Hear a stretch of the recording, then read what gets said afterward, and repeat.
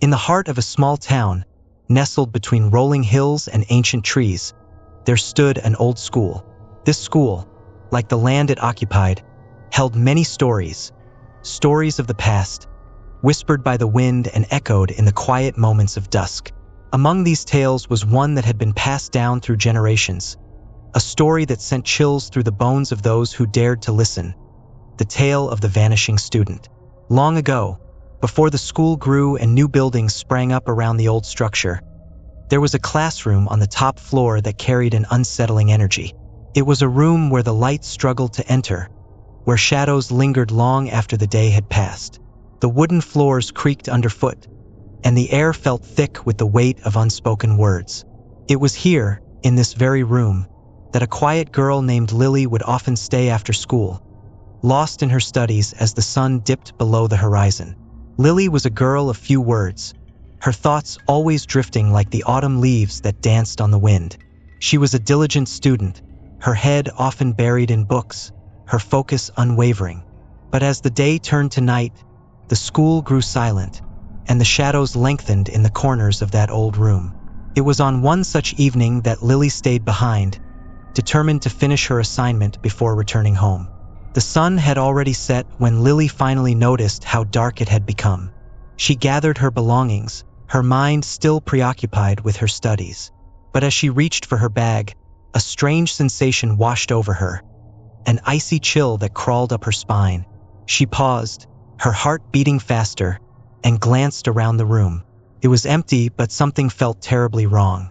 Then a whisper, faint, almost like the rustling of leaves, but unmistakable. It was as if the very walls of the room were speaking to her. Lily's breath caught in her throat, and she felt the hair on the back of her neck stand on end. The whisper grew louder, more insistent, and she could feel a cold breath against her skin. Fear took hold of her, and she bolted for the door, her footsteps echoing in the silent room. But the door slammed shut before she could reach it, and she was trapped. Panic surged through her as she turned back toward the room, and that's when she saw it. A shadowy figure, barely visible in the dim light, standing in the far corner. It had no distinct features, just a dark presence that filled the room with dread. Lily wanted to scream, but no sound came out. Her legs refused to move, as if they were rooted to the spot. The figure began to move, slowly at first, then faster, its form shifting and writhing like smoke.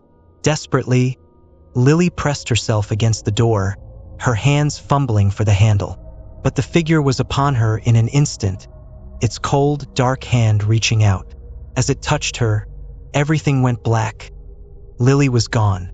The next morning, the school opened as usual. The janitor, making his rounds, found the door to the old classroom ajar. Inside, Lily's belongings were scattered across the floor. Her backpack, her books, her papers. But there was no sign of the girl herself. It was as if she had simply vanished, leaving nothing behind but a sense of lingering dread. Despite a thorough search, Lily was never found, and the room was sealed off, becoming a place of whispered legends. Years passed, and the story of the vanishing student became a tale of warning, a reminder of the mysteries that lingered in the old building. But curiosity is a powerful force, especially among the young. A group of students, eager to prove their bravery, decided to break into the room one evening. They laughed at the old stories, dismissing them as mere superstition. But as they approached the door, the air grew colder, and a sense of unease settled over them. The room, untouched for years, was as they had imagined, dusty, silent, with shadows that seemed to move on their own. As they stepped inside, they felt the weight of the past pressing down on them, the echoes of lost voices whispering in their ears. Then, one of the students, Emily, noticed something strange in the window. Her reflection wasn't moving.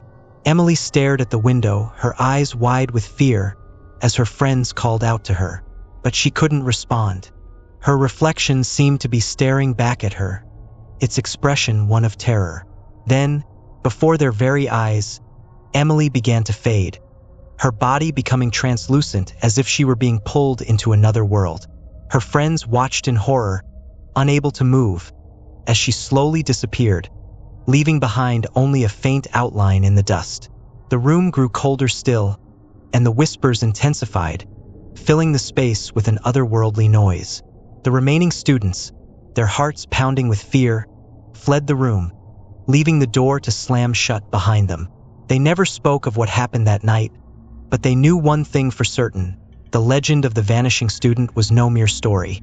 It was a warning, a reminder that some places are better left undisturbed. In the quiet of the school's library, where knowledge and stories from the past rested in the pages of countless books, there was a corner that no one dared to approach.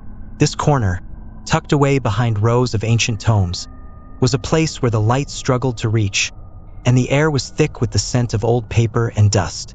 The shelves in this alcove were filled with books that had not been touched in years, their covers worn and their pages yellowed with age. And among these forgotten volumes was a book that held a dark secret. Long ago, before the passage of time wore down the building, a librarian named Mrs. Green worked within these walls. She was an elderly woman, her hair as white as the snow on the mountain peaks, and her eyes as sharp as an eagle's. Mrs. Green was a guardian of the library, a keeper of knowledge, and she took great pride in her work. But there was one book in her collection that she held above all others. It was an ancient volume, bound in leather so old that the title had long since faded from the cover. The book was filled with strange symbols, cryptic passages, and handwritten notes that seemed to shift and change each time one looked at them. Mrs. Green would spend hours poring over this book, her brow furrowed in concentration, her lips moving silently as she read. No one knew what the book contained, but the students whispered among themselves, wondering what secrets the old librarian was guarding. One day, a curious student named Jack decided he would find out for himself. He had seen Mrs. Green with the book many times, and his curiosity had grown too strong to ignore. Jack waited until the library was empty, until the sun had dipped below the horizon and the shadows had grown long. He crept into the alcove where the book was kept, his footsteps silent on the worn wooden floor. The book was there, resting on a pedestal, its cover as worn and faded as he had imagined. With a trembling hand, Jack opened the book and began to read. The words on the page seemed to shift and dance before his eyes, changing shape and form as he tried to decipher them. But as he read, a strange feeling came over him, a compulsion to keep going, to unravel the mysteries that lay hidden in the ancient text. The room grew darker, the shadows lengthening as if they were alive, and Jack felt a presence behind him. He turned, and there she was, Mrs. Green, her face twisted with anger, her eyes glowing with an unnatural light. "You shouldn't have touched it," she hissed, her voice like the wind through the trees on a cold winter night. Jack tried to speak, to apologize, but his voice was caught in his throat. The air grew heavy, and he felt as though he were being crushed by an invisible force. Mrs. Green raised her hand, and with a flick of her wrist, the book slammed shut. The room went dark, and Jack was consumed by a deep, overwhelming sense of dread. The last thing he saw before everything went black was Mrs. Green's eyes, glowing like embers in the night. The next morning, Jack was found unconscious in the alcove, his face pale and his body cold. When he awoke, he couldn't remember what had happened, but the fear in his eyes was unmistakable. He refused to go near the library after that, and he spoke of seeing strange visions, shadowy figures, whispered voices, and a deep, overwhelming sense of dread that followed him wherever he went. The book was gone, and Mrs. Green disappeared shortly after, leaving behind only the memory of her stern gaze and the mystery of the book she had guarded so fiercely. The alcove remained untouched, a place where the light flickered and the shadows moved of their own accord. Students avoided it, their whispers growing quieter as they passed by, afraid that the secret Mrs. Green had kept would somehow reach out to them. To this day, the library's secret remains hidden, buried in the shadows of that forgotten corner, waiting for someone brave or foolish enough to uncover it. The gymnasium, a place of energy and life, where the sounds of laughter and competition filled the air, took on a different character when the sun set and the halls emptied. At night, the gym became a place of stillness, where the echoes of past games and long-forgotten cheers seemed to linger like ghosts of memories. But one ghost, in particular, was more than just a memory. Years ago, there was a student named Sarah who loved basketball more than anything else. She would spend hours practicing in the gym, perfecting her shots and dreaming of the day she would lead her team to victory. Sarah was determined, her passion for the game driving her to push herself harder than anyone else. But her dedication came at a cost. One winter evening, as a snowstorm raged outside, Sarah stayed late to practice. The gym was empty, the only sound the rhythmic bounce of the basketball echoing off the walls. Sarah was focused, her mind set on perfecting her free throw, when she suddenly collapsed on the court. By the time she was found, it was too late. Sarah had suffered a fatal heart attack, her young life cut short in the very place she loved most. The school mourned her loss, and the gym became a place of sorrow, the memory of Sarah's tragic death casting a shadow over every game played there. But it wasn't long before strange things began to happen. Students who stayed late to practice or clean up would hear the sound of a basketball bouncing, even when the gym was empty. Some reported seeing a figure in the corner of their eye, a girl, dressed in a basketball uniform, shooting hoops in the dim light. But when they turned to look, the figure would vanish, leaving only the echo of the ball bouncing on the floor. One night, a group of students decided to stay late and see if the stories were true. They brought a basketball and began to play, the sound of their laughter filling the empty gym. But as the night wore on, the atmosphere grew heavy, and a strange sense of unease settled over them. The air grew colder, and the lights flickered. The students paused, their laughter dying in their throats as they heard it, the unmistakable sound of a basketball bouncing, but none of them were dribbling. They looked around, but there was no one else in the gym. Then, from the shadows, a figure emerged. It was a girl, her face pale and her eyes filled with sadness. She moved with an otherworldly grace, her footsteps silent but swift. The students watched in horror as she dribbled the ball down the court, her movements fluid and precise, as if she were alive.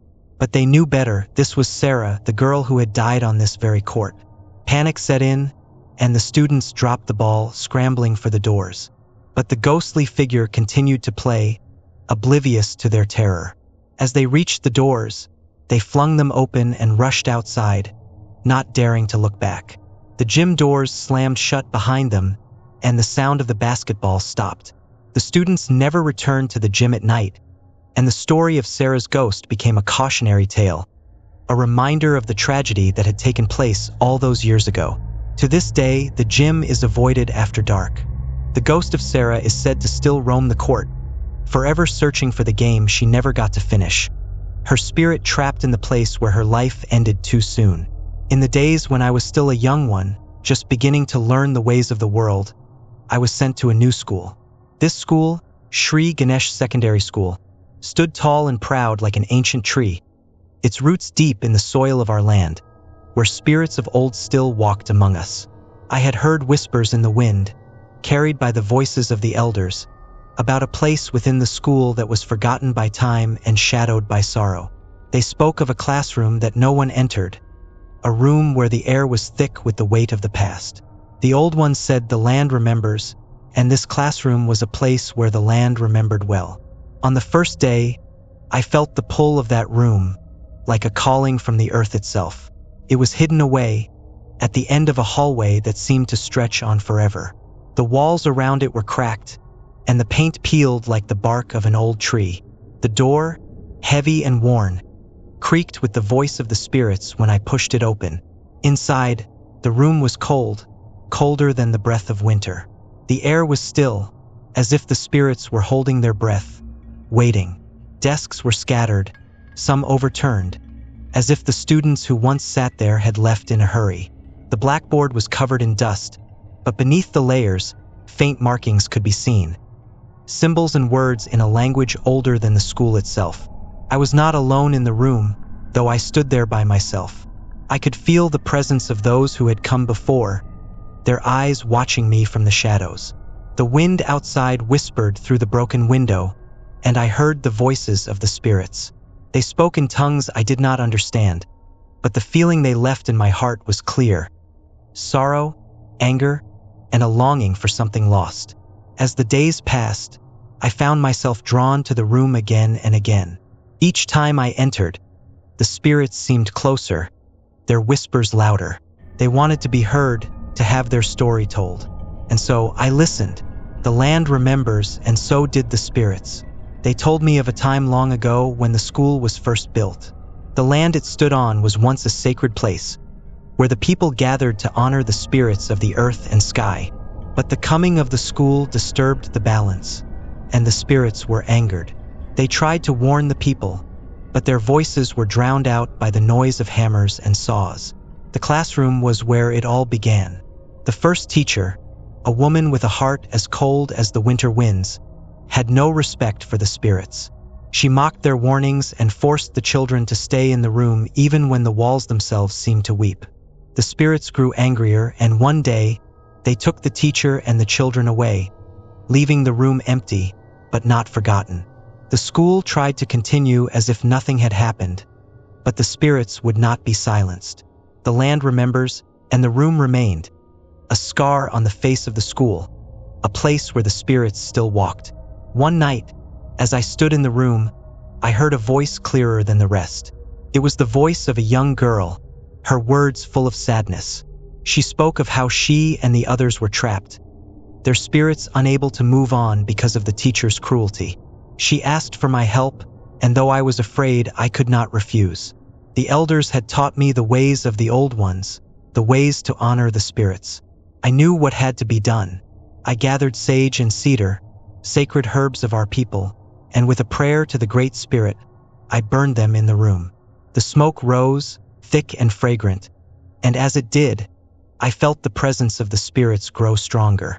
The girl's voice thanked me, and as the smoke filled the room, I saw them.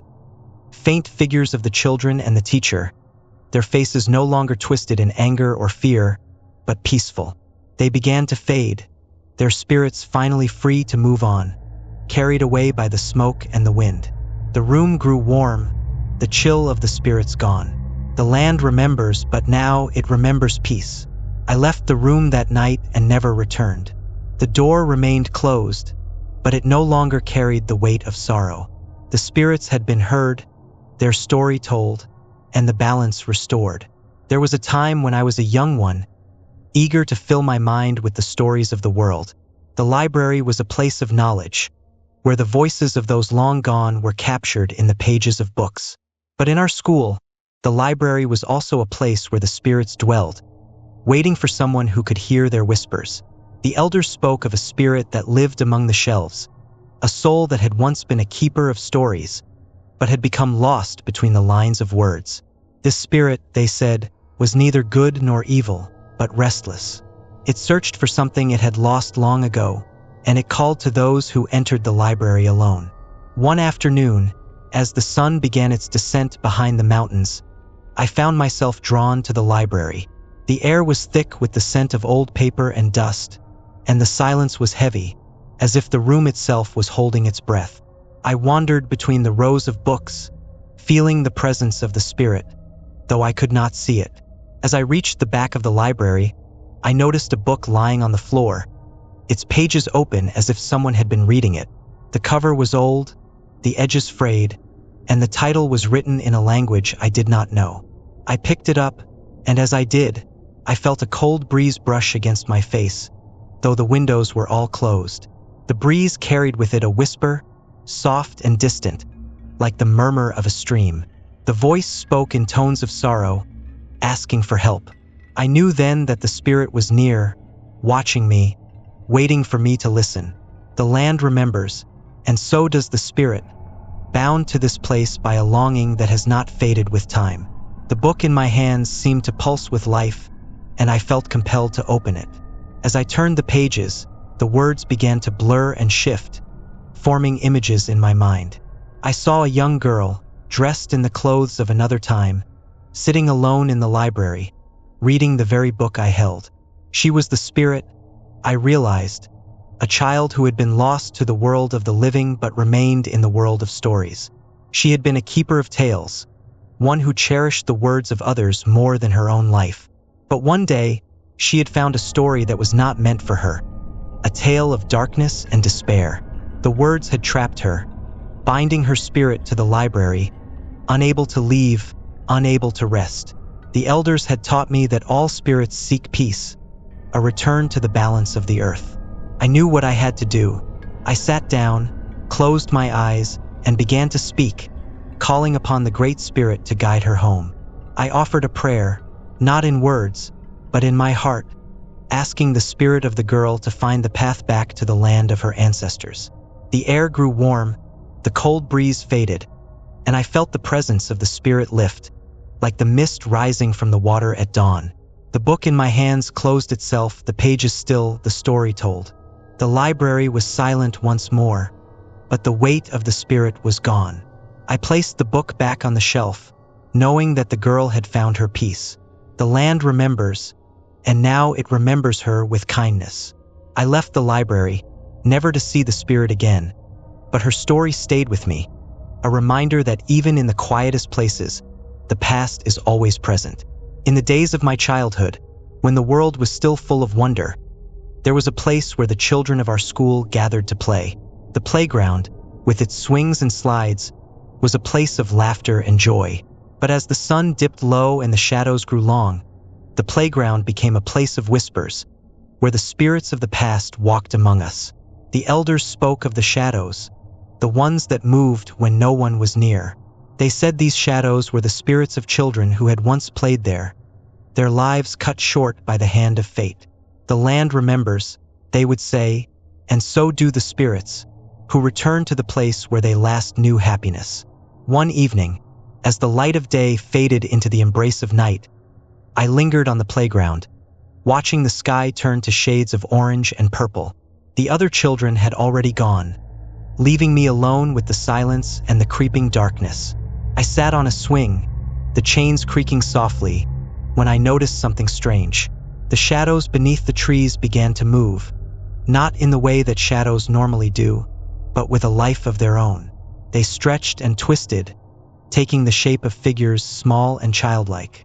At first, I thought my eyes were playing tricks on me, but as I watched, the shadows grew clearer, more defined. There were 3 of them, their forms dark and indistinct, yet unmistakably those of children. They moved across the playground, their steps silent, their presence heavy with sadness. I felt the air grow cold, and a chill ran down my spine, but I could not look away. The shadows gathered around the old slide, the one that had been there since before I was born. The elders had warned us not to play on it after dark, saying it was a place where the spirits gathered. Now I understood why. The shadows seemed to reach out to the slide, as if trying to remember what it felt like to climb and slide down, to feel the wind on their faces, to laugh and shout with joy. But there was no joy in these shadows, only a deep, aching sorrow. I could feel it in my heart, a weight that pressed down on my soul. The land remembers, and so do the spirits, who cannot move on from the place where their lives ended too soon. I knew I had to help them, but I was just a child, and the ways of the spirits were still a mystery to me. I closed my eyes and offered a silent prayer, asking the Great Spirit to guide these lost souls to the place where they could find peace. I spoke from my heart, asking for the shadows to be released from their pain, to return to the earth where they belonged. As I finished my prayer, I felt a warmth spread through the air, pushing back the cold. The shadows began to fade, their forms dissolving into the darkness, until they were gone, leaving the playground silent once more. The slide stood empty, but I knew the spirits were no longer there. They had found their way home, to the land that remembers, and to the peace they had long sought. The next day, the playground was filled with laughter again, the shadows forgotten by all but me. But I knew that the spirits had been there, and that they had found their rest. The land remembers, and so do I, carrying their story with me. A reminder that even in the places of joy, the past is never far away.